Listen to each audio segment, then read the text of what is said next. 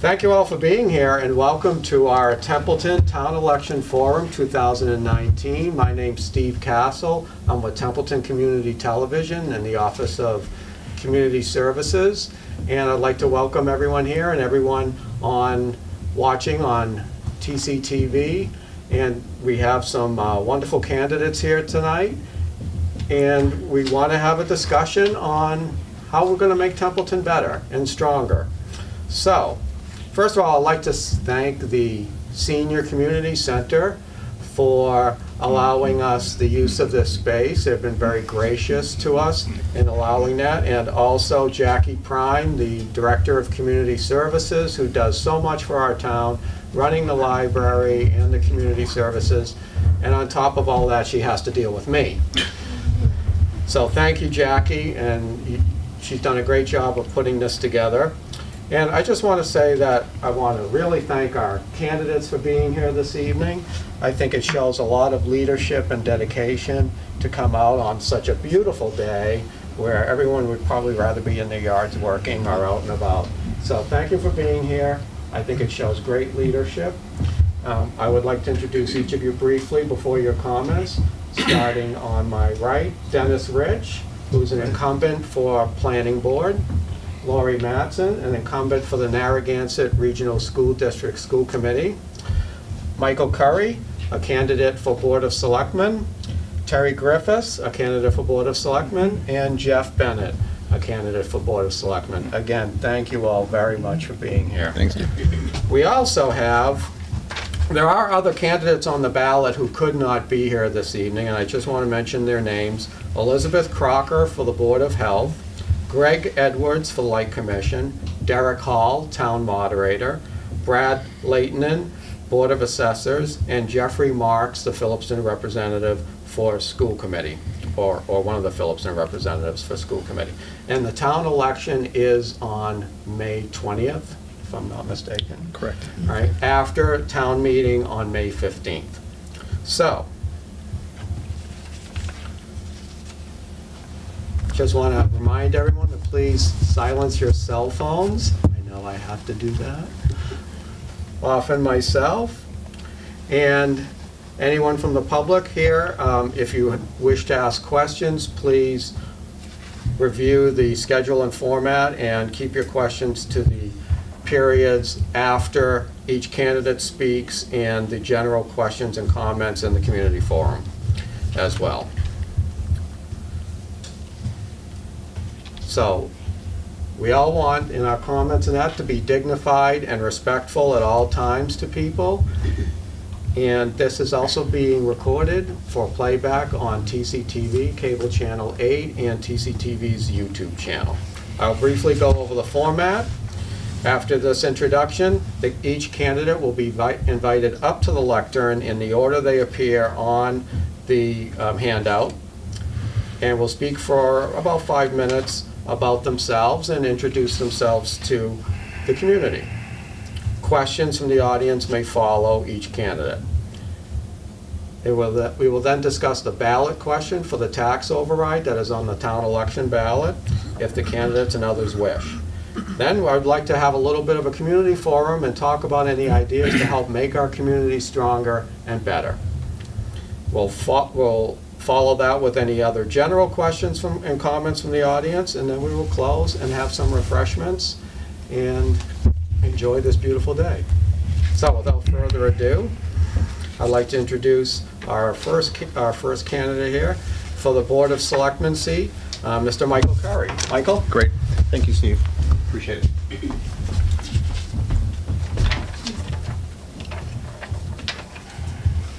All right, fellow candidates, thanks for coming out today. Not a lot of citizens out from Templeton today, but it's always good to see you. Isabella, thanks for coming and supporting your dad. It's always great to have family there. Good evening. I'm happy to be here this evening with all of my fellow community volunteers. My name is Michael Curry, and I am running for an open seat on the Board of Selectmen. I am grateful that the Templeton Community Television, Community Services, and the Senior Center have worked together to produce and carry out this evening's forum. Thank you also to Steve Castle for moderating this evening and for all that you and your staff does to provide the channel for our community to see itself on a variety of social media platforms and cable TV. Thanks to you too, Sean. Thanks. I'd like to provide you and our larger media audience with a quick and short snapshot of who I am and what I have and what we'll be bringing to the table in just a few weeks' time. Remember, our annual town meeting, as Steve said, is on 15 May, and then our town election is on the 20th, all of which is happening at our Narragansett Middle School complex. I'm 47 years old. I've married for 16 years to my wife, Stacy. I have 2 daughters in our school system, Baldwinville Elementary and Narragansett Middle School. I have lived on Hubbardston Road in Templeton for nearly 6 years, and in Winchendon for 7 years before that. I've been a Central Massachusetts resident since moving back from Fort Bragg in 2004. I am a 26-year U.S. Army veteran, retired now, and I currently work as a logistics manager for the United States Air Force as a government civilian. At this point, you can see that I'm invested in our state, our region, and in service to the people of the United States of America. Although it isn't likely that it wouldn't be, I hope to be on your next Board of Selectmen. There are only 3 open seats, and there are 3 candidates. I have previously been your chairperson for the Veterans Advisory Board and the vice chairman of the advisory committee. My chair is sitting to my left. I have experience in leadership, management, fiscal discipline, budget, and process-driven administration. I see Templeton for what it is. It is a growing community with growing diversity. It struggles from time to time on which way to go. We have come a long way in a short time. We are, for the most part, fiscally solvent after years of questionable solid ground. I see a vibrant community that needs leadership and vision, and above all else, parity among the various demographics that make up our 4 villages. I hope to reinvigorate the momentum that got us to this point. I hope to foster a sense of community spirit. I also hope to apply our motto, industry, in a very progressive way, for we need the opportunities that come with growth in our commercial sector as well as our residential sector. Lastly, I hope to provide leadership through our established processes along with transparency, honesty, and meticulous determination.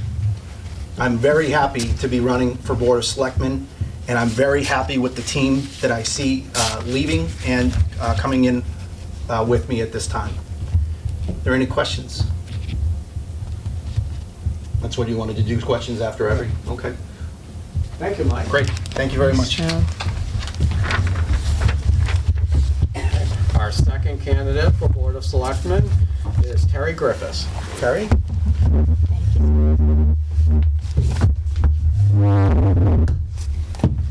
Thank you. Thanks, Steve. Thanks, everybody, for coming out and the people watching. Breathe, relax, smile. That's what I'm going to do, because I'm not sure how to approach this situation. So, on the ballot, I'll be listed as Teresa Griffiths, but a lot of people know me as Terry. In school, I was known as Terry Terrific. In choir, Terrible Terry. I don't know if I'm cut out for this job, but I'm willing to try. What led me here was I went in to talk to Holly on Monday of the week the papers were due to be drawn, and I had been in the gym and I saw that 14 board positions were open in Templeton, and that was a shock to me, and it bothered me. So when I went to talk to Holly, I found out 3 of them were for Board of Selectmen, and she made a suggestion that I take out papers, and you know, it's not really, like I said, I've had an unconventional education. I'm the mother of 5. I've lived in Templeton for 30 years, and I've seen a lot, and I just want to be able to help and turn Templeton around, because I hear we're in a little bit of a bind. We're coming out of 2013 situation, and Carter's done a good job moving us forward, and I think that some of my education in peacekeeping skills and communication might help turn the tide among the citizens of this community into the positive direction, in a positive direction. And I do have a lot to learn, so I don't have a lot of comments for how to turn things around, but I will be able to hope to do a lot of reading. Things that concern me are our environment, the weakest people in town. We're only as strong as the weakest among us, and social programs are important to me. I better check my notes here because I'm kind of going off, sorry.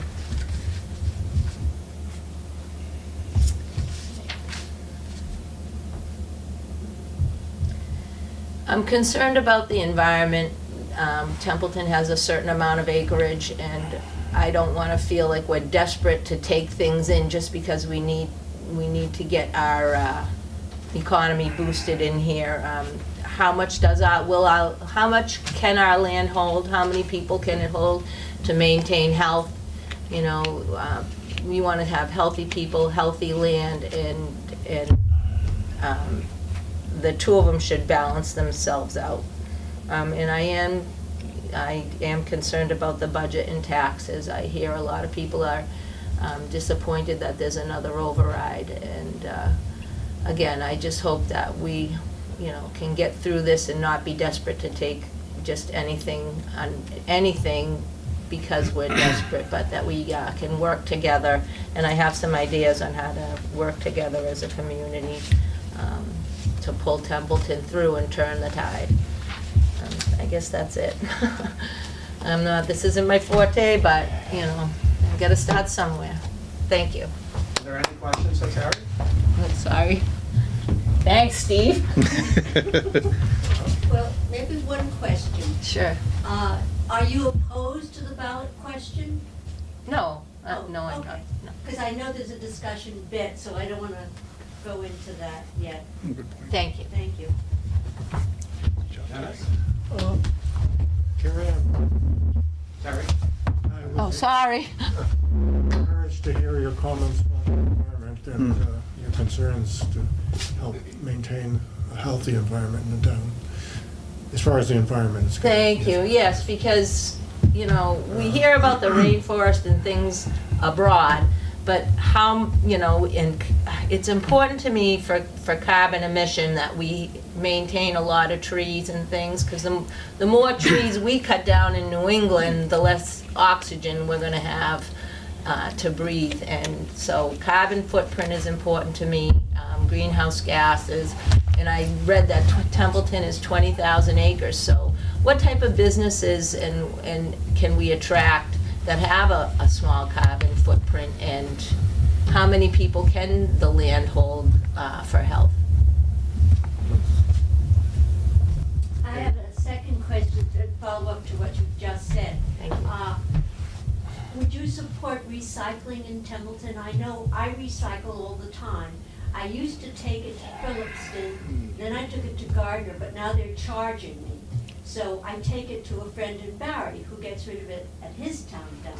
But here in Templeton, we really need some sort of recycling center or some options in order so that we can recycle. Do you have any information? I hear you, and I'm willing to look into it, because I just saw on the news that it's not working statewide. It's not working. People don't know exactly how to recycle. I have 5 children that I raised in Templeton.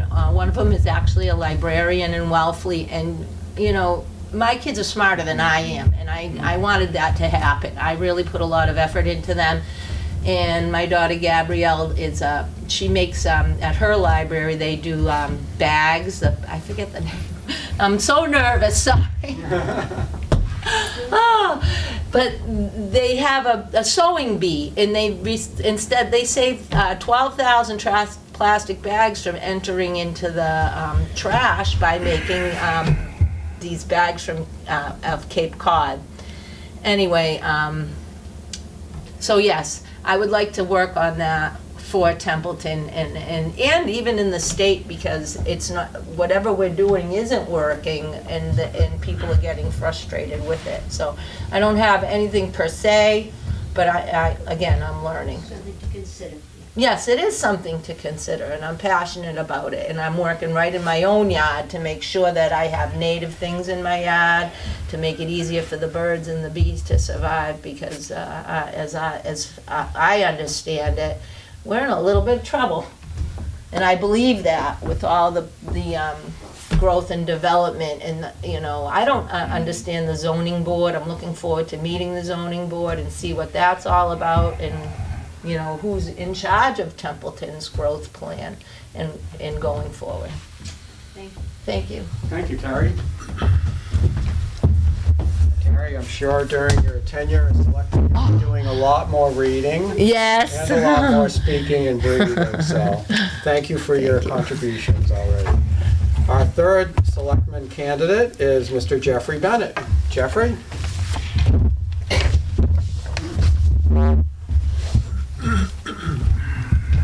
Thank you, Steve. Good afternoon and welcome. Thank you all for attending and taking the time out of a beautiful day, one of the few we've had in the last 5 weekends, I believe. My name is Jeffrey Bennett. I previously served as a term as a selectman from 11 to 14 with 10 months in hiatus, a little vacation to a spot known as Afghanistan. I've been on the advisory committee for 4 years, 2 years as chairman. And perhaps the question of the day, or the question to myself, is why run for selectman? Simply, there's a need for people to run for elective and appointed office, volunteers for committees and the commissions, the school committee, planning, select board, conservation commission, open space. There's the advisory committee, for which there will be 3 or 4 openings at the end of town meeting. It's a very important committee. It has a function. It's required by Mass General Law to be in existence. And like most small towns, it's governance by committee, and that's why it's important for people to volunteer, to run for office, to step up and volunteer. It takes time. Everybody has busy schedules. You have children, you have events, you have things you need to do, but it's how our governance works until we change it to a different approach. And I'll read a quick little excerpt from the beginning of the handbook for selectmen. It said, most people may think of the Board of Selectmen are all-powerful political leaders of a town. And that is far from the truth. Selectmen may be the principal administrative officers of the town, but other boards may yield as much authority as more as the selectmen do.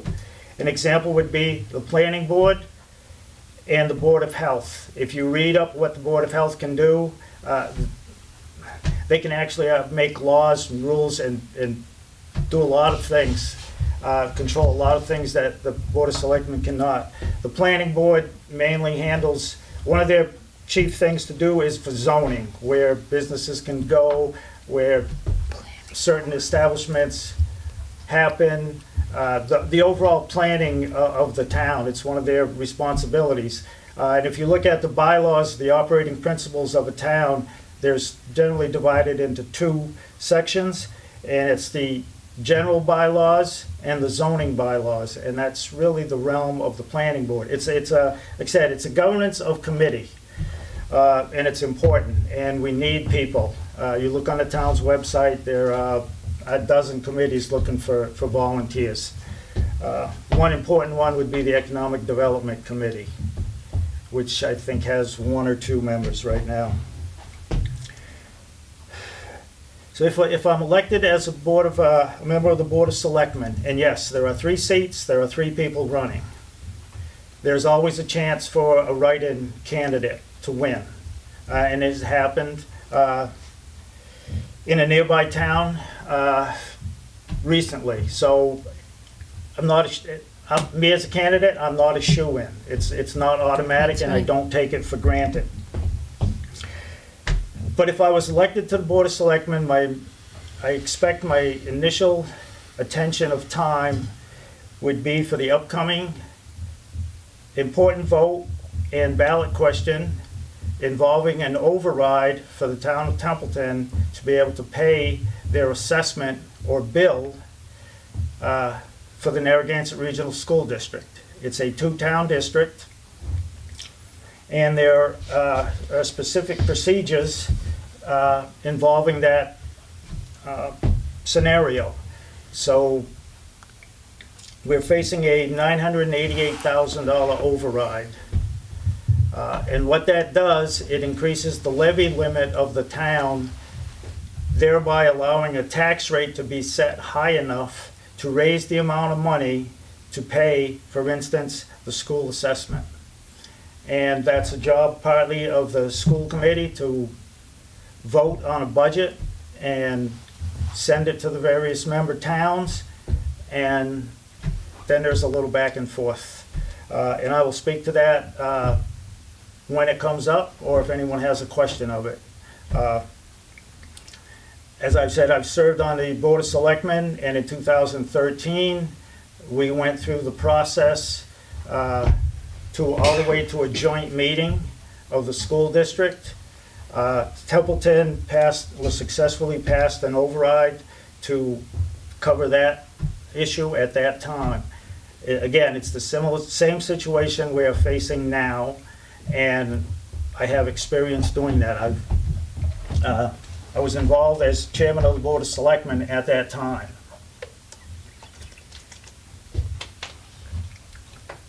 If you want to know how I would vote for the ballot question at the voting booth, I'm sorry, that's personal. I don't ask how people vote at the ballot, and that's my take on that. I am on the record of the advisory committee and various meetings, school committee, reorganization committee, and some open meetings that the school committee held. And I voted as a member of the advisory committee to recommend a town meeting to pass that article, Article 6, for the school budget. And there are, like I said, there are a multitude of scenarios that can happen with the school assessment. It's simple, but it's complicated, and there's many different ways that can go. Looking down the road, after that situation is taken care of, assuming a town meeting and the ballot question passes for the school and we move on, we go down the road, I attend meetings.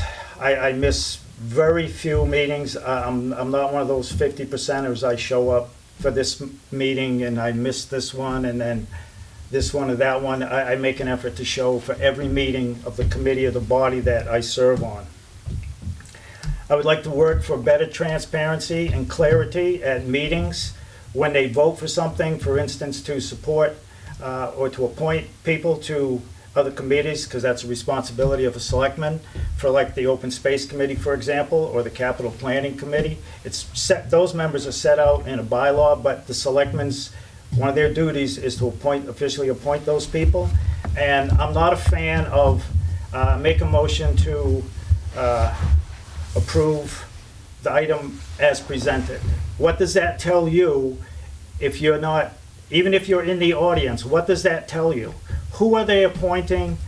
How long are they appointing them for? Has those persons been on that committee for a length of time, et cetera, et cetera? I just think in this era where you can sit home and watch this, courtesy of a lot of work that Steve does and his entity, that if you're going to utilize this service, then you should be able to gather what the selectmen have done. You shouldn't have to guess. And some of the stuff is put on the town's website, but I just believe it should be disclosed at the meeting when it is done. It's open, it's transparent, it's one of the reasons we have the open meeting law. The intermunicipal agreement with Hubbardston that we just did, that's another thing. I believe the dollars involved that are listed in the agreement should be presented verbally so people know what their board is doing with your money. And I will accept no appointment to any other boards or committees, as is often done because it's a small town, trying to get volunteers, so the selectmen a lot of times in the past have served and presently serve on various boards or committees. That kind of conflicts with the conflict of interest law. It's Mass General Law, Chapter 268A. There's a little reference in it. I do not think this time around, experience tells me, it's not a good idea for the selectmen to serve on a committee or a commission that they oversee and appoint people to. Those are my little pet peeves, and I'm kind of a pain in the butt about that, but I don't try to be hard to work with. I just like to be open, clear, transparent, and follow the laws and the guiding principles that we have. A couple other things that I would like to accomplish in the year, and that's the seat that I'm running for. It's a one-year seat. I would like to clear one issue up that seems to occupy a lot of time, especially some members of the advisory committee, and that is to adjust or amend a town bylaw, Article 3, Section 4, of who will create and present the budget to town meeting. Right now, we don't have a bylaw that clearly states that, and it comes down to the addition of a sentence or two.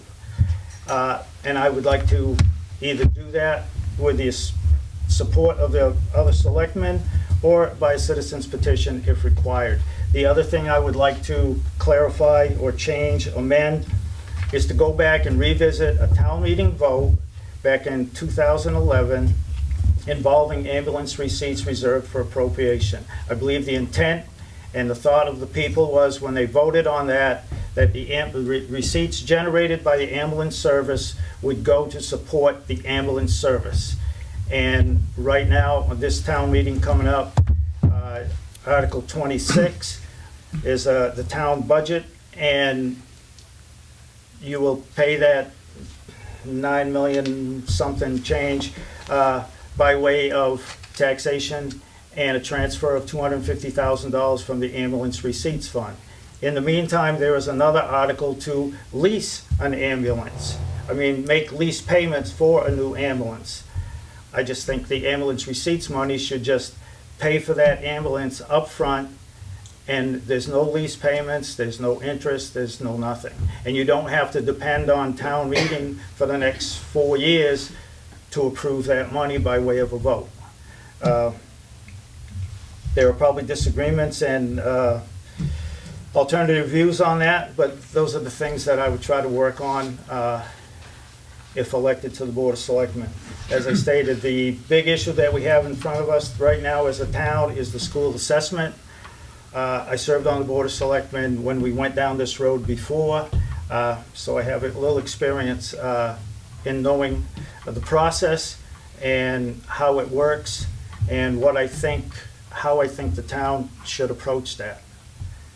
If the town meeting article and the ballot question fail, which I hope they don't, but you have to be ready for what people may or may not do.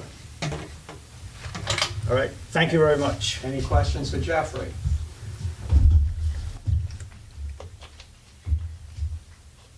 I would like to question your loyalty and support of our school district.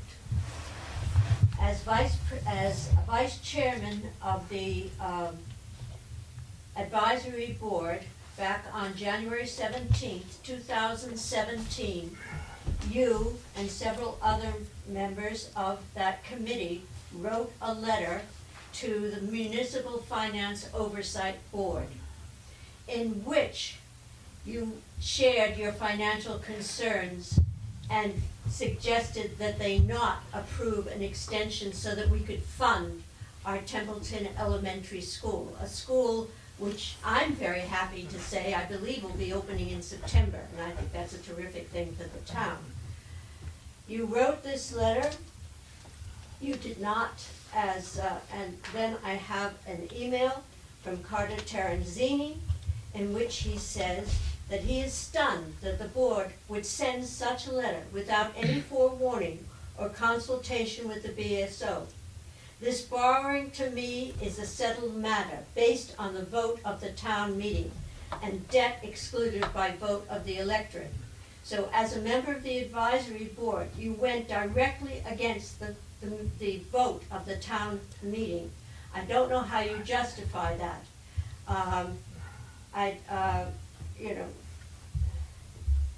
It was also, at the time of the meeting, it was not on the agenda, and yet it was taken up. I remember, I was there. I was at that time a member of the advisory committee. I was the clerk of that committee. I took the minutes. And I remember distinctly that on the agenda there was no discussion. However, another member of the board brought forth a letter that had already been written. My understanding is it was written by you and by other members. Julie Farrell, I believe, was one, probably Will Spring. That you'd written this letter, you all signed your names to it, you all said that, we can't afford it. However, the townspeople said, we care about our children. We can afford it. We will find that money when we can. Can you explain your action at that time? And can you verify or guarantee that in future you will support the most vulnerable people in this town? And that includes not only the youngsters, but also the elderly. We're in the COA. This is dedicated to the support and well-being of the elderly. Those are our two most vulnerable citizen types. And I'm afraid, and I hope you can reassure me that I'm wrong, to fear your presence on the select board, and that you will undermine the good work and goodwill of the people of Templeton. First of all, and I'll go off memory here, I believe you asked your question, I stood here and I listened to what you had to say. I would appreciate reciprocation. I believe it was brought up under either new business or old business. I did not write that letter. I signed it. I did not think it was a good thing to be going. If you go to the Municipal Oversight Board for a loan, and they turned the town down, and I don't know how much weight that letter did or did not hold with that entity. So I did not write that letter, Okay. but I did sign it because as a member of the advisory committee, which is a standing committee of town meeting, and its most important responsibility is to look out for the finances of the community. And yes, the town did vote to debt exclude $47 million by way of a special town meeting vote in November 2015 and a special election December 2015. But if you are having to go for a loan from the state because the town did not have a bond rating and apparently could not borrow money from the normal path, I believe it was time to take pause and say, you know what?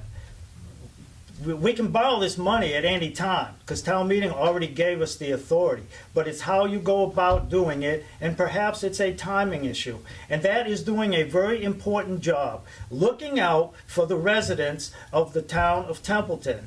And sometimes, as a member of the Board of Selectmen, the member of the advisory committee, the planning board, certainly the school committee catches their share of heat.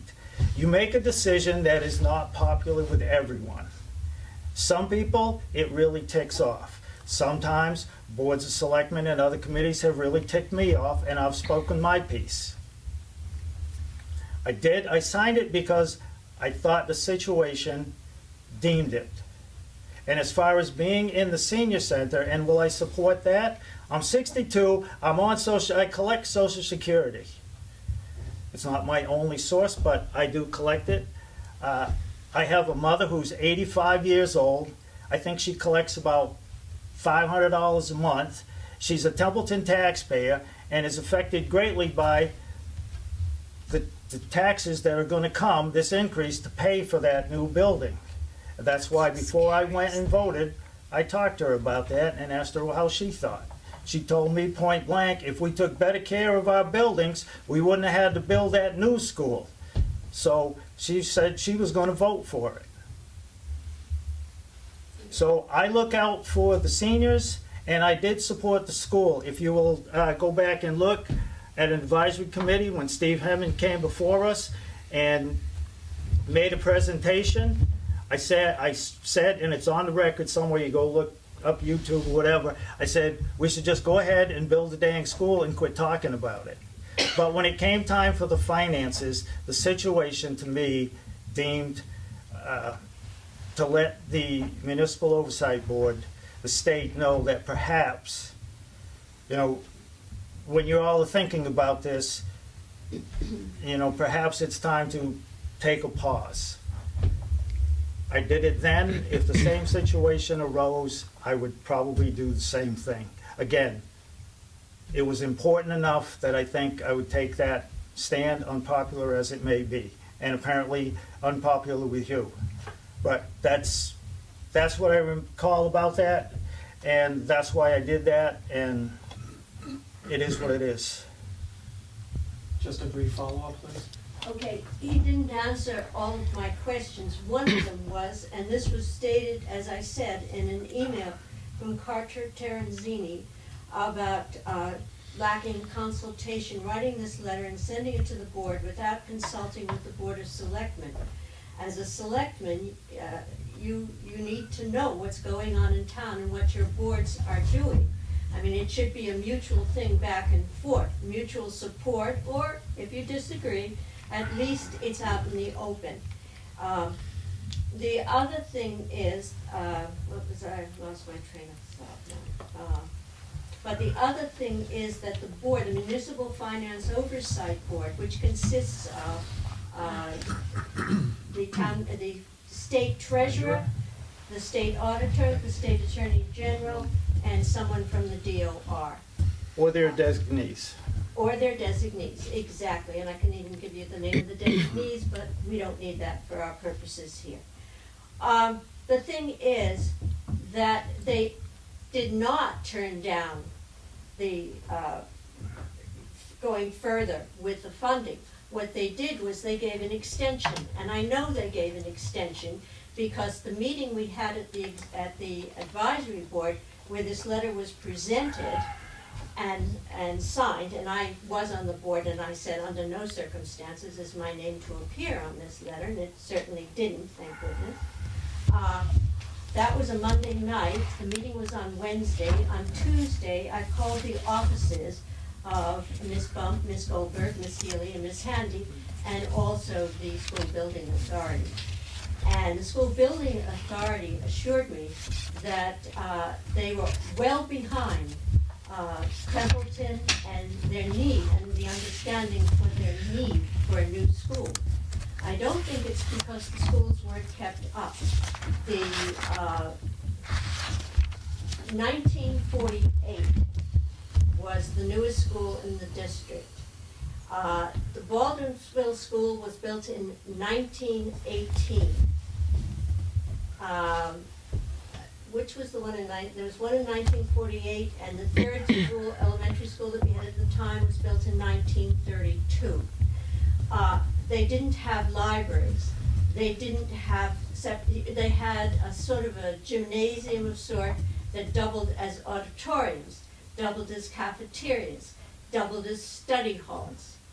I don't think anybody, and I remember attending I attend just about all of the town meetings. I missed 1 year because I was ill, but otherwise I'm always there, and I heard everybody admitted and felt certain. I say everybody, obviously there were a few exceptions. Excuse me, Kate, can you follow up with a question for Jeffrey? Well, I So we did. can move Why on. didn't he consult with the Okay, the Board advisory of committee, Selectmen, and why didn't he why did he just state that the Municipal Finance Oversight Board rejected an application for an extension when they did not? They actually gave an extension.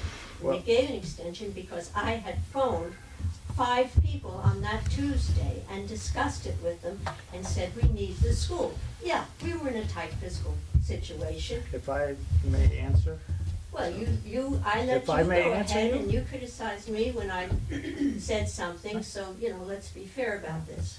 But please go ahead. Well, the communication that we received, and I believe it was also in the Gardner News, was that the Oversight Board turned the town down. And as for the advisory committee consultant with the Board of Selectmen, they are under no obligation. The advisory committee is a standing committee of town meeting. They report to town meeting, they don't report to the selectmen. There are some communities where advisory committees are elected, and there are a few where they're appointed by the Board of Selectmen. But in Templeton, they are appointed by the moderator it's about as independent as you can be.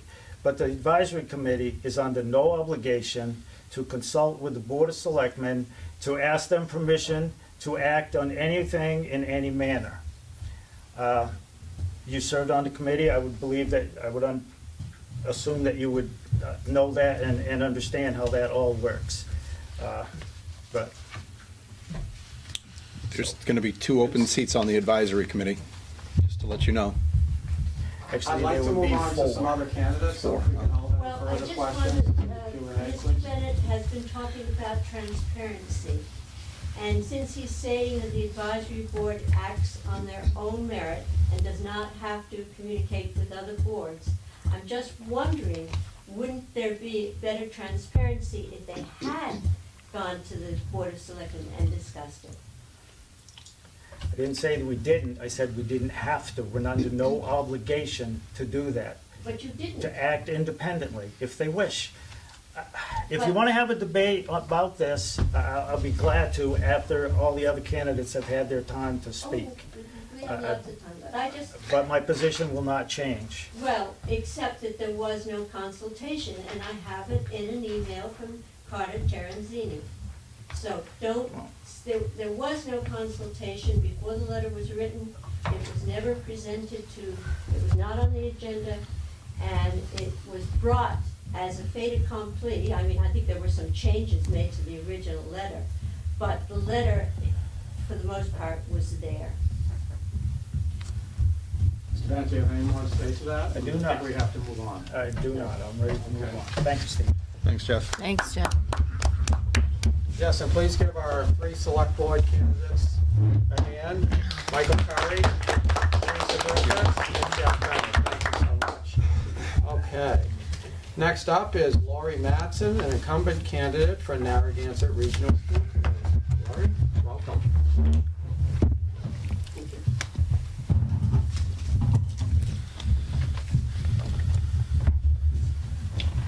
Good evening. Thank you for inviting me to come and talk with you tonight about the school committee and what it means to me and why I wish to retain my seat for another 3 years. For those of you who don't know me, I'm a married mother of 3 children. My husband and I bought a house here in Templeton in 2000 and raised our family here. Our oldest son graduated in 2016 from Monty Tech. Our daughter graduated in 2018 from Narragansett High School, and our youngest son is a junior right now in Narragansett High School and will graduate in the spring of 2020. I was appointed to the school committee in October of 2009 after serving for 5 years as president of the Templeton Center East Templeton PTO. And at that time, when I was approached about the position, I felt it was a natural step to go to the school committee. Once appointed and seated next to my fellow members, I soon found out how different the 2 boards were. I was used to working with a manageable $10,000 to $15,000 budget raised by fundraising and donations, and I was now on a committee managing a budget over $1 million, paid for by money from the government, grants and incoming school choice students, and money raised by taxes. And this also came with a heavy political component. I was a little overwhelmed my first year, to say the least. And to top it off, I was assigned to the budget committee my first year, just to get my feet wet, they said. And I've never been a numbers person. I hated math in high school. And I never liked politics either. So for the first year, I kept my mouth shut and I just listened. I listened and I nodded and I smiled. And I tried to absorb as much as I could in all the committees, subcommittees I was assigned to, as well as the overall school committee business. Until one evening at a regularly scheduled committee meeting, I had questions and I was wondering why the other members weren't asking these questions I had. So I raised my hand to speak, and the rest of the committee was so shocked and surprised that I had my hand up, but assumed I was going to ask a procedural question, which I often did during these meetings, and I didn't. I don't remember exactly what the issue was that we were discussing, but I questioned the issue, and along with it came several comments. And because at that time I'd been listening for long enough, I felt it was time to speak. And I know the chairman at that time was not happy with me, and to be honest, I don't care, because if you know me, you know that I speak my mind when I'm ready. And when I'm ready, it just comes out. If you ask my husband, it started a long time ago and it hasn't stopped. So what's the significance of this trip down memory lane is that I question everything. And you may get some comments in there as well. So over the past 10 years, I've had the opportunity to learn and grow in many ways. I've met and worked with several selfless, hardworking, and dedicated school committee members, administration, central office staff, teachers, secretaries, and support staff, as well as selectmen and community members. I am fortunate to be part of a committee and a district that strives to make the difference in lives of education and education of children and students. I'm very proud of our district. We have fabulous, caring teachers and principals and support staff and safe schools. Our teachers challenge students, not only academically, but also intellectually and socially, to be the best that they can be. This year is an exciting year for our district with the opening of the Templeton Center School this fall. I was on the original building committee for the elementary school back in 2004, and I'm so happy to finally see a physical building in Templeton and not just drawings of what could be. And this is also a difficult year financially for the district and its member towns, as the annual budget has increased beyond our income and the income for each town. This has caused the town of Templeton and Phillipston to seek an override to be able to pay all requested budgets from all town departments. Like I said before, I am not a numbers person, but thankfully our superintendent is. He loves to make graphs and charts, which makes it really easy for people like me. And we are also very lucky to have Margaret Hughes, our school committee chairperson, because she is also a numbers person. Also, Anne Marie Geister, the district's chief financial officer, has proven her skills with numbers, as she and Dr. Cassavant worked on a preliminary budget far earlier this year than has ever been accomplished in the 10 years I've been on the school committee.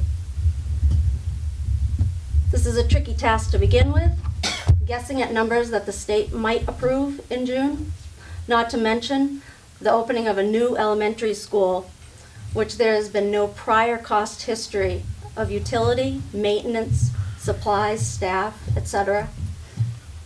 However, they were able to figure out a way to come up with these figures, work together with the town administrators and selectmen, and present towns with a preliminary budget earlier in the year. The increase in the school's annual budget is necessary in order to keep all current staff, hire 5 new positions at the elementary level, keep Phillipston students in Phillipston Memorial School, keep elementary school class sizes at a manageable range, which would be under 26 per class. And obviously, there are costs associated with the new Templeton Elementary building, such as oil, electricity, water, etc., that have been off the books since the old Templeton Center School closed. Other factors that are driving the increase are employee benefits, salaries, and school transportation, which I might add had never been fully funded as stated by the state when reorganizational proposals were introduced. The override the towns are asking you to vote on is the amount of money their budget is short on fulfilling our budget. They could have used money in their budget to fully fund our budget, but then you would be voting on an override for another department, maybe fire, police, or town services, or maybe all three and more. My point is, the school committee doesn't produce a budget that it doesn't take full consideration over all aspects of its revenue. We've done an amazing job the last 3 years increasing our Medicaid reimbursement. Likewise, our our school choice students numbers are fantastic. And I would credit that to our new superintendent and the amazing teachers that we have educating our students. We are able to use this revenue from these two line items to balance our budget. We have been using as much cash as we can without leaving our E&D account too low in case of emergencies. It is very important that this budget be funded because our current students and future students deserve it. The town deserves it, and this town is desperately in need of this tax increase. In closing, I would like to say that by being re-elected to the school committee, this would allow continuity in the school committee as we move into a new year. I would like to help move the district forward in a positive direction. We are heading in the right direction, and we have the right people in the right places. Please vote to put me back in the right place on the school committee. Thank you. Are there any questions for Lori? Thank you, Lori. Thank you. Nice job. Good job, Lori. Thank you very much. Congratulations on your children. Oh, thank you. Now I know why people come up to me and say, your kids have already graduated high school. Where does time go, Exactly. right? Our last candidate this evening is Mr. Dennis Rich. He is an incumbent candidate for the Templeton Planning Board and serves on other boards, but I know he is running for Planning Board at this time. Right. Mr. Rich.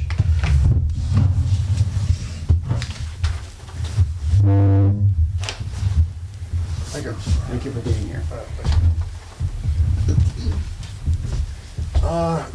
My name is Dennis Rich. I was born and raised in the town of Templeton. And I'd like to start out first by thanking the senior center and their staff, and Steve and his staff as well, for presenting us with this opportunity to meet and present our positions on seeking re-election. As I said, I was born and raised in town, and I attended our school system. I was in the third class to enter the new, or at that time it was the new Templeton Center School. That was in 1944. And I had the distinction of also being the last 8th grade class to graduate from Templeton Center School. Following year, it turned into a combination of other classes, up to the grade 4, I believe, at that time.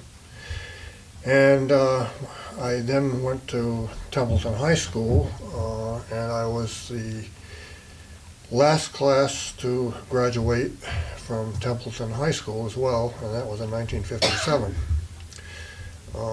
Following high school graduation, I entered nursing school at Burbank Hospital, and which I graduated from. And following that, at that time, of course, we had the mandatory draft, so I ended up going into the military. I spent 3 years in the Army. I was stationed at Brooks Army Hospital in Texas, San Antonio, Texas. Following my discharge from the service, I spent the next 40-plus years working as a nurse. The majority of that time was probably working for the Department of Mental Health. I retired from the Department of Mental Health in 1999. And you probably would wonder why or how a nurse would ever end up working on the planning board or becoming a member of the planning board. That's certainly a little bit out of character for a nurse to do that. But I think it was in 2005, the planning board was charged with the responsibility of setting up land use zoning in town, which we had not had up to that point. As part of their efforts, they were seeking members from the community to serve on a committee, community members. So I volunteered to do that. And we worked on land use zoning for the better part of 2 years. We had help from MRPC. We did a lot of interactions with the state regarding laws and regulations surrounding land use zoning. But after the 2-year period, we came up with a plan and presented it, and the town accepted it. During that time, a vacancy became available on the planning board, so I was fortunate enough to be selected for that. So I finished out that term, and then I served 2 additional elected terms on the board of planning board.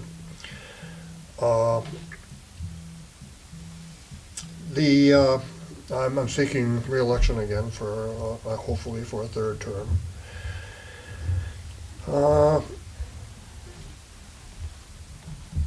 I have during that time I've met a lot of people and made a lot of friends, and I've had the opportunity to learn a lot about what's required of the planning board in the service of the town.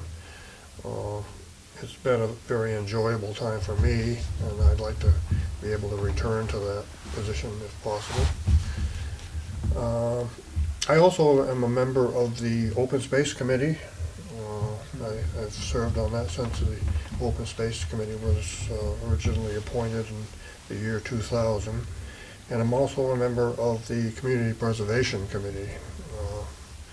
So I have had some experience working within the framework of the town politics. So I'm hoping that people will consider re-electing me to the planning board. Thank you, Dennis. Does anyone have any questions? Thank you. Thank you very much. Thank you for your service.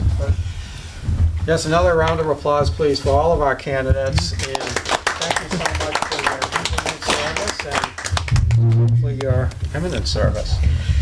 So, our next part of the election forum is to talk about the ballot question that's on our, since this is an election forum, the ballot question is on a possible override of $988,000 and change, $336, that is somewhat tied to the school budget, or would enable the town of Templeton to pay some of the school budget as well. And I know that Mr. Bennett spoke to this, and Ms. Mattson spoke to this as well, and thank you both for articulating your thoughts on that. I would like to invite the other candidates, and Lori and Jeffrey as well, to comment any further on this. And Mike, I know you need to leave, so I don't know if you have any comments. And thank you for that. We're headed to the daddy-daughter dance. You know, the coat and tie serve 2 purposes tonight. But thank you for, again, Steve, for moderating. I know Jeff was saying it's a personal it can be a personal thing to talk about how you're voting within a community, and I absolutely agree with that, because you fall in my brief 5 minutes that I had, you talk to the demographic and who you belong to in that demographic in town, and you try and show solidarity with that. I know a lot of times when we consider who's going to come to the special town meeting, the fall town meeting, the annual town meeting, sometimes it's around a ballot question, sometimes it's around a budget question or something that someone feels passionate about. I can tell you, I can still hear the whoops of joy when the town voted for the school. And I know a lot of people, if not almost every person in this room, feels good about that. And when you drive by it, it's something to feel good about in town. My feeling is that the school committee has been unapologetic during the time for this, but they've done so much work. They've held cupcake sessions, they've held public forums, they've held everything that you would want to see within a community for why did we get to this point? Why are you, the educational community, asking for the 988? It could have been another department. We could have squeezed the balloon to another size, but that's really how it took shape and took form. And it caused the community to really drill down into that fact. And what I saw was a lot of hard work done from the budget side, and for people that don't know the budget side, to say we just didn't understand.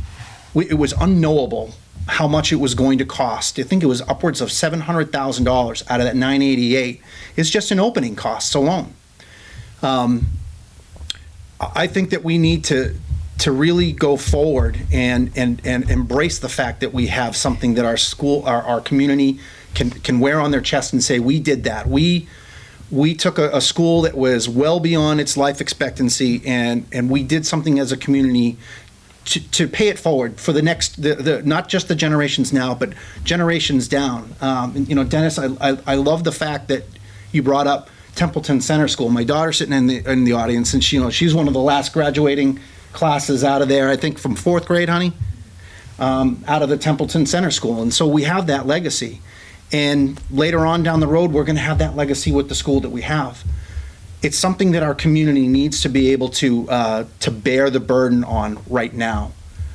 Some of the things that we talked about on the advisory board were fixed income citizens in the community. And I 100%, being slightly retired from the Army, but still working, I understand where that trepidation, that bile that rises to say, I don't have it within my income. I get my pension, my Social Security, whatever other avenues for that.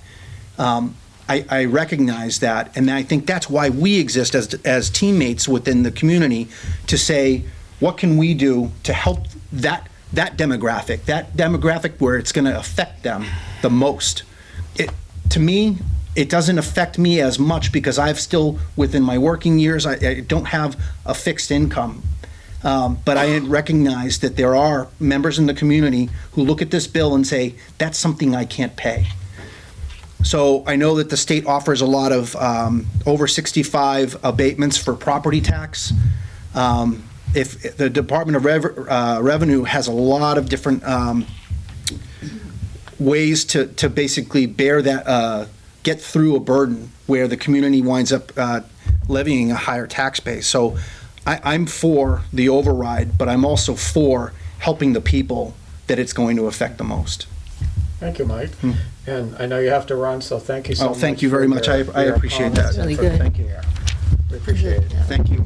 Does any of the other candidates have anything to say about that and about what Mike just articulated? I do.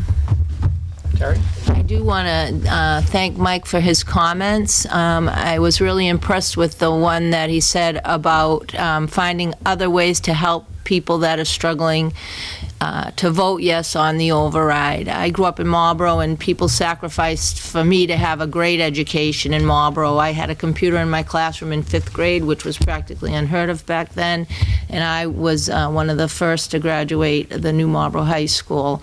And I had never thought of what he just said. How do we help people that are struggling, especially if the override does pass? And I would like to be on board on that situation, because at first I thought no is the hardest word in the English language, is no, and if it's going to hurt people and they have to say no, a lot of people get mad when you say no. But it's easy for me to sit here and say yes, because we can afford it, but what do you do when it is no from some people? Do you get mad at them? Of course not. That doesn't help, and I'm not about getting mad at people. I'm about how do we help. Anyone else have thoughts? Lori? I do, actually, and I'm piggybacking off of what you just said. Now, we've gone through, I think Jeff mentioned the override of 2013. Yes. And again, it was something that affected that demographic of people. So why has it been from 2013 all the way to 2019 that we haven't taken the time from then to now to actually work on something for that demographic of people? Why was it, today that we're saying, gee, why can't we help that demographic? Why wasn't it back in 2013 or even before that we said, this is going to hurt these people? What can we do? And why is it today? Why wasn't it back then? Why didn't somebody think of that? And it's not before? just the elderly. I think there are other people, like even in my own neighborhood, that are struggling Right. to make ends Right. meet. So, going forward. It's a reality for a lot of people in town, and I think it's, we can feel for them as well, and yet you may need to move forward with something like the new school and give the budget necessary to do that. But again, how do we help these people? Right. And any other thoughts or comments on this? Dennis? I'm gonna hold off making a final decision on the override until after I hear what occurs on the floor at town meeting. But it definitely is going to have an impact on senior citizens. As I'm sure you're well aware, once you go on retirement and live on fixed income, each year your income decreases either because of cost of living increases or because you become less capable of providing for your own needs. So it is going to definitely have an impact on senior citizens if we don't even at this point in time know what the impact of the cost of the school and the police station is going to have, what impact that's going to have on our tax rate. And it's unfortunate that this override is coming before we find that out. My tax bill certainly has increased substantially over the last couple of years. And it does, put people at a point of risk, I guess, of losing their homes or lifestyles or whatever. But we'll see what happens at town meeting. Mm-hmm. Any other thoughts on this? I would just comment, Steve, that to follow up on what has just been said from Mike over. First, regarding dealing with it and why didn't we work on something for people in general that may have a hard time with that. I go to a lot of meetings. I was on the district reorganization meeting. I went to some of those cupcake and coffee meetings where the superintendent was there to explain the reason for the override, the budget, the numbers, not to mention the fact that the state fails to fully fund transportation costs. Templeton is paying $100 and something thousand more for school transportation for a total of over $700,000 this year. That's, if the state covered that, that's money to pay this, and we're not even having probably not even having an override conversation. With regard to the abatements, and again, this is, and some of it sometimes I think the people that are affected the most, you talk to the seniors, that's the one group of people who, they were brought up in a period of time where you take care of yourself. If I got to eat Cheerios 3 times a day to pay the bill, I pay the bill. I don't go out. It's Yeah. just, I think it's a mindset. But there are abatements for just low income. There are abatements. You can go and say, hey, I think you're evaluating my house too high. You know, you can go that route. There is age specific abatements. There are abatements for veterans, and the abatement is to go in and get a reduction. And the town puts money aside to cover those things, to pay for that, because, you know, if you lower someone's property tax, the money has to be, where does that money come from? How do you replace it? It's through that fund. So there are varying reasons of, well, getting information out. I know the camera does a great job, but sometimes you wonder, you know, do people really give a damn? Because they don't show up. Those cupcake and coffee meetings for the superintendent, I attended 3 or 4 of them, and a couple of them where they were canceled because like one person shows up. And there, you had an opportunity, myself and a town resident were sitting there, and he was talking just like this to the superintendent. No cameras, no big group, ask whatever you want. Well, what's this? What's that? One-on-one with the superintendent about the budget. Anything you want to talk about. He explained the busing, transportation.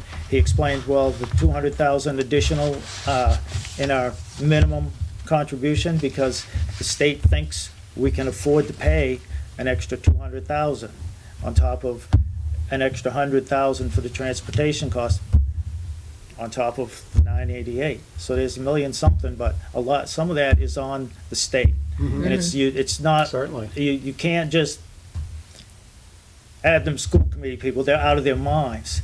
If people took the time, and I do take the time, to read that stuff and go to the meetings, and you look into the mandated stuff that the state, the federal government puts on them, and, well, where's the money? Well, we don't have any money.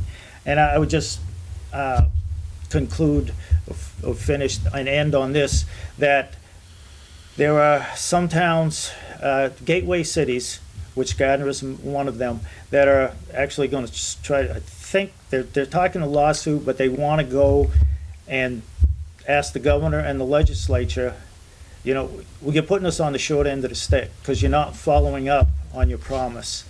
And the town administrator had mentioned that at Templeton's pre-town meeting, and he's talked about it at a recent selectmen's meeting.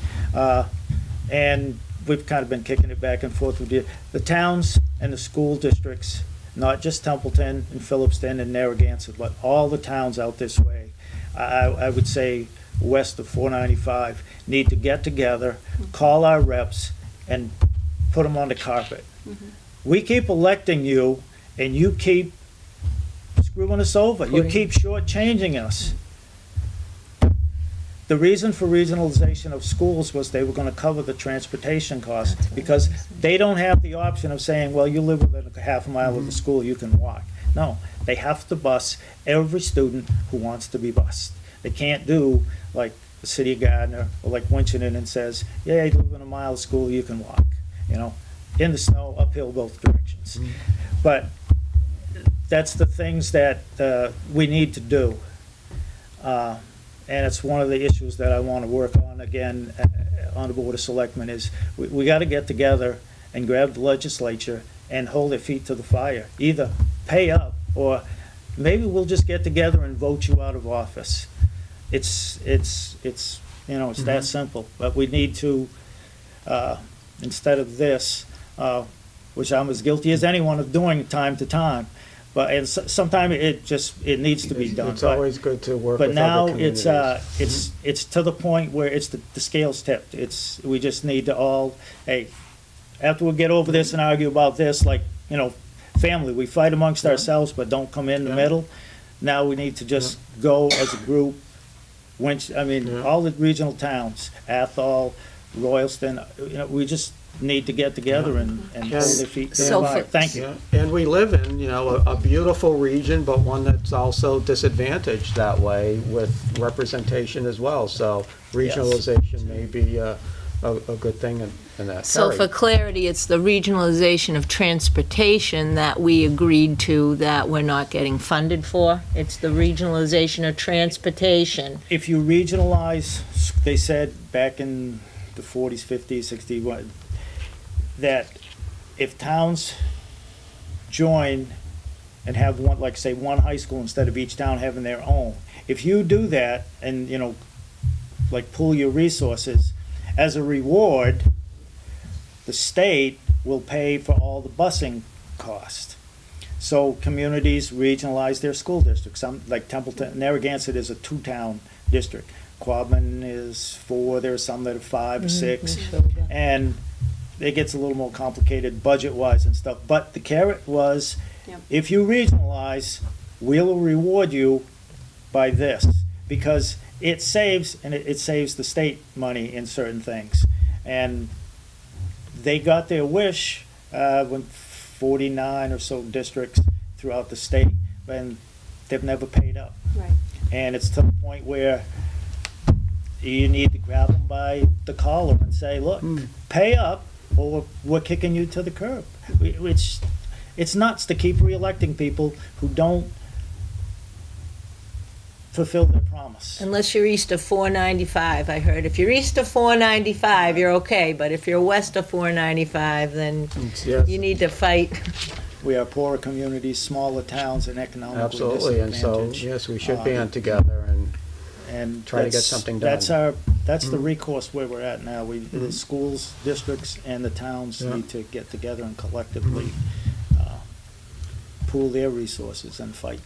Thank you. So some really interesting thoughts on this matter, and thank you all. And I think that segues nicely into our community forum portion, where we want to talk about some ideas to make our community stronger. I think we've already touched upon some, especially considering the, doing overrides and taxing people and putting more of a burden, especially on senior citizens with fixed incomes. What do you do? How do we help these people? All right, here we are in this lovely senior center that is a very nice resource for our elders, and they do sometimes have trouble getting people here for activities. And how can we help them do that? And I'll just throw out a couple of things to maybe get the ball rolling on a conversation. I know Jackie Prime and I work together in community services, which group together the Council on Aging, Templeton Community TV, the library, recreation, arts and culture, and I'm probably missing. And Veteran Services. How can I miss Veteran Services, which is so important? And they do some things with the senior center as well. And we're trying to find out ways that we can work together to help each other. And somebody else said, I know Terry, you said, we're only as strong as our weakest, people. We want to help these people. But also, how can we work together as a group to generate interest and bring people into committees and get people involved? And I know we're talking with the Council on Aging or the Friends of the Elders that run the Mac and Cheese Festival, and we tape that. We have a good time. We're like, hey, what can we do with this? We work with a high school intern. The high school sends up superheroes every year, and we're trying to figure out a way, to get them to host a show, but also to generate interest among young people there. And how can we bring them out and get them into our community? Because that, you graduate 80 or 90 people a year from your high school, if not more, and, they're good fodder for community service if we can get them interested. Everybody likes the idea of living in a small town. It's quaint, and I always am like crowing about, we don't have any traffic lights, no red, and everybody's like, shh, don't say that right now, don't say that. Social media. I saw some posts recently. I was invited to a thing on Facebook, and I put in, and this is what I put in, and it's the truth. For me, I started prayer walking in my neighborhood, 3 to 5 miles. And that's how I met some of the people that I fell in love with. And a lot of them are the outcasts of society. And it grew up here, you know, and I don't turn my back on them. So when I posted that, what I posted was, what if we started, you know, people started prayer walking. If they walk their dog, take a prayer with them. Or just start walking in your neighborhood. See who your neighbors are. Maybe have a meeting once a month. I mean, have a meeting once a month and send a representative to the selectmen meeting, or have a meeting once a month and send a representative to the zoning board or the planning board. Or, you know, see what your neighborhood is interested in and what the needs of your neighbors are, and decide for yourselves. And then, because people feel so much stress, divide it up. Many hands lighten the load. Divide it up, and then meet back again and chat amongst yourselves. And like Jeff said, it's family. We don't always get along, truthfully, you know, but you get past it. You get past it and you move on. You know, some people have better peacekeeping skills and can overlook a lot in life, you know, and you have to overlook a lot in life. Mhm. So maybe walking groups are Walking an groups, answer. or just get out in your neighborhood and see what's going on, and then go from there. Or you know, I that's just something that I thought. I know whenever I walk, I run into people, and I get back, and I'm about an hour late for dinner or something. and I have That's to what explain happens myself, sometimes. But I met so and so, and I met this person, and this guy said this, and that person said that, and that dog followed me. The neighborhood I grew up in, they take turns having parties. Summer, winter, they take turns having parties, and they still get together. The neighborhood I grew up in Marlboro, they're all, you know, and even in my own neighborhood, my neighbor knows he can knock on my door, you know, and I just tell him the truth. Either I'm busy or I'm not busy. You know, some people Sure. are afraid to answer the door, you know, or they shy away from it, or, you know, or they don't want to answer the phone. They have caller ID, you know, like, Yeah. you Walking know, groups. what happened? What happened to society where we can't just be truthful? Yeah, so maybe we need to have more community functions, maybe something like this, maybe with a barbecue. I know or- my neighbor wants to see a concerts party. at Gilman Waite. My neighbor said, "Oh, I'd love to see concerts up at Gilman Waite." Mhm. You know, and I know that Scott put it out there. What do people want to see happen with the rec department? What programs and what do people want to see happen up at Gilman Waite? You know, in Marlboro they have Galone Park, and a cousin wanted to honor my parents, so they planted a tree in honor of my parents. I mean, I'd like to see that up there. You know, maybe a community garden. I know we have farmers market coming, which is, yay! I'm really excited about that. I think that is such a plus for our community, and I think it's gonna bring a lot of people out in a healthy way. Mm-hmm, absolutely. And I know Jackie's thought about concerts as well and wants to do something in that respect. So hopefully we'll get some of those things going and bring the community out and engage people and try to engage the young people. Any more thoughts about this, what we can do to help make our community stronger? Dennis? I have noticed in our local Gardner News, which has become quite anemic as of late, but that a lot of our surrounding communities, such as Winchton, Athol, and Gardner, are getting grants, getting monies for various projects within their communities, and this seems to be happening with some degree of regularity. However, Templeton, for whatever reason, we have not really been able to do that, and I don't know whether it's because we lack the personnel in our government services to do that, or whatever it is, but perhaps if we could find a way of finding somebody who could write and request grants or apply for them, it might help us a little more financially within the community. Mhm. Grant writing is a specialty. I It know is. that. Somebody, Yeah. the one person that we did have who used to do that was Alan Mayo. I know he did Yeah. several for our Community Preservation Yeah, Committee. that question. And of course, he no longer is with us. He's moved on to a different community. But There doesn't seem to be any great urgency to do that right now within our community. So that might be another area. I personally don't have any problem with our community remaining a bedroom community and not seeking a lot of, I know there's a lot of thought that maybe if we brought in businesses and industry and so on, that it would help alleviate some of our tax burden. But along with that comes other consequences which we would have to deal with. So I don't, as I say, mind remaining a small rural community.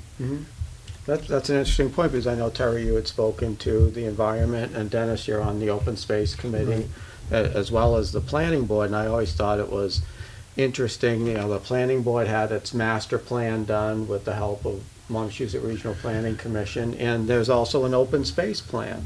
And I happen to serve on the Economic Development Corporation with Glenn Eaton, and we are seeking other members, so especially if you're a banker or a real estate person in town, please contact us about this. And I'm an environmentalist to my core, but I also believe that, smart growth and Right. positive growth, and hey, maybe we can attract green companies and green technology companies to this area. But I know we talked about, hey, let's make sure that the master plan coincides with the open space plan, and that any economic development, say in an industrial park near Route 2 on Baldwinville Road, where there's land set aside for that, or land looked at for that, meets those requirements and has open space there, and basically does that within the values and the confines of Templeton. Well, we have a number of brownfields in town as well, which we've not really been able to address. Those would be, some of them would be great sites for businesses, and it would keep it within areas which are currently more or less unusable. So, I think over time, and I know, I can't speak to it personally, but I know that that's looked at as a larger expense down the road. well, that's Because they where, are very expensive to that's where convert them. grants would Right. be, that's what Gardner has used several of their grants for, to revitalize some of those areas. So, Yes, Lori? So I want to back up a little bit and just say to Jeff that I wish more people understood the budget process and the whole thing with the state not doing its job with the money situation, because that really, what you said is exactly true. That, if the state had done its job, paying what it should with regional transportation, we wouldn't be quite in this mess. And it would be less, Strain us on it. against them toward, Right, which and- it just naturally happens. It does, and the other, ever since I've been on this committee, I've always felt that it's been a headbutt between maybe the town and against the school, or, those that are against the school against the people that are for the school. And I think a lot of it has been that misconception that people think, yeah, they have the money and that they're just not using it, or we're somehow screwing them over somehow, but they just don't understand. And you finally have seen what it is that we see and we've been dealing with. And, a lot of it has to do with the, the state mandates and the, everything that they've put on us, and then don't reciprocate with, and, And how do you get them to pay attention? Right, and that come and, through? It's just all these things with retirements and, everything goes up. I mean, everybody's lives, every year, everything goes up. So why wouldn't the school's budget, And we truly do, as the whole committee, we truly we don't pad anything. You know, we take into consideration the townspeople and the taxpayers, because we're also taxpayers. I mean, I don't say, yeah, let's, you know, throw it on there. I want my taxes to go up, you know. So, you know, we're very, very considerate with what's going on, because we know it's going to affect us too. So that, you know, just going back to that, I wanted to say. But also, going back to the idea of helping the elderly in the community. And I don't know if this happens right now, but do you know if they have a program where maybe the elderly can get either taxes or a tax deduction or money taken off their taxes if they work in the town hall, or if they work It was a doing senior something? work-off set up. I believe it was even a town meeting vote involving it. The thing is, again, participation, Oh. and limited, I think maybe There wasn't enough people for them to do? limit themselves, Oh. or there are limited, like, what can I do for town, you know, what can I Yeah, go in and yeah. do town hall? Yeah. Well, there are quite a few things you can Right. do. Some people they grew up here, Mhm. and they've been involved in this or this. You could sit down and explain to people, hey, this is how this works, this is why this is, you know. Go into town hall on Wednesdays and talk to Dennis Rich about this, that, or go to the library and talk to him, or somebody. You know, people get to do that. Again, it's getting people not only to show up and be involved, but to get people that have the time or are willing to take the time to sit down with people and explain to them. I watched the Ashburnham town meeting, 73 people show up to pass a $17 million budget. And that's about Templeton's total town budget this year. The general fund had 9 million and some change, and our assessment for Narragansett at 7.9 or some there. But it's about the same number. So I am curious to see how many people show up for this town meeting, and then gauge it back 3 or 4 years, and then work on something. I've told people many times, I've done, and I will continue to do, to try whatever it takes, including ticking them off, getting people mad, me, this system, I don't care, to get them to show up and participate. And if you want the school budget in full and the town budget in full, and you want this over, you know, don't just show up for, you know, the town meeting, also the town election, Yes. because that's on the ballot on May 20th. So I think a lot of great ideas here. Steve, And- off the top of my Yes. head, could I just make one? Sure, It's go just right ahead. off the top of my head. People are all about convenience today, and Carter did mention writing the reps.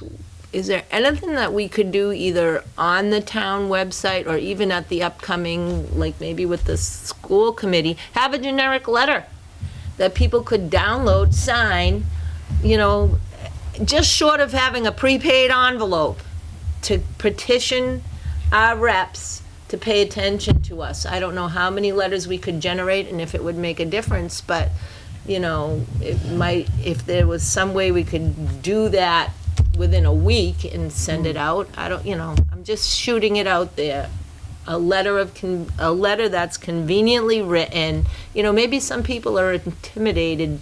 How do you write to your reps? What do you include? But if we had a generic letter that people could download and sign, or even have available to town meeting and offer for them to take, and then have the addresses there. That may be worth asking about, you know, at town hall if they can do that. Yeah. So thank you for all the comments and all the great ideas, and I think we could go on and on and on, but maybe we should save some more for another community forum, and I'd like to have more of these. I'd like to just open it up for some general questions right now, if anyone has anything else. Well, great. Hey, thank you all for being here, and especially our candidates. I think we had a really inspiring discussion about this, and I have many notes and things that we can talk about in community services, and maybe we can get the word out if the senior work-off program is still available, if seniors want to do that, and find other ways to help all the people in our community. And I think with conversations like this, it helps to understand where people are coming from on all sides, and that's how you grow together, right? I mean, and you come up with, hey, I didn't realize that idea, and someone who you thought was your enemy, all of a sudden you're working with on a cool project or a festival in town or something that can help the senior center or something else. So I'd like to close with that and also wish moms everywhere a very happy Mother's Day. We would not be here without you and your love and nurturing. So please have a happy Mother's Day weekend, and we have some lovely things for mothers that you can take on your way out. That's so sweet. Thank you so Thank much you, for Steve. being here. Thanks, We Steve. appreciate it. Thank you, everyone.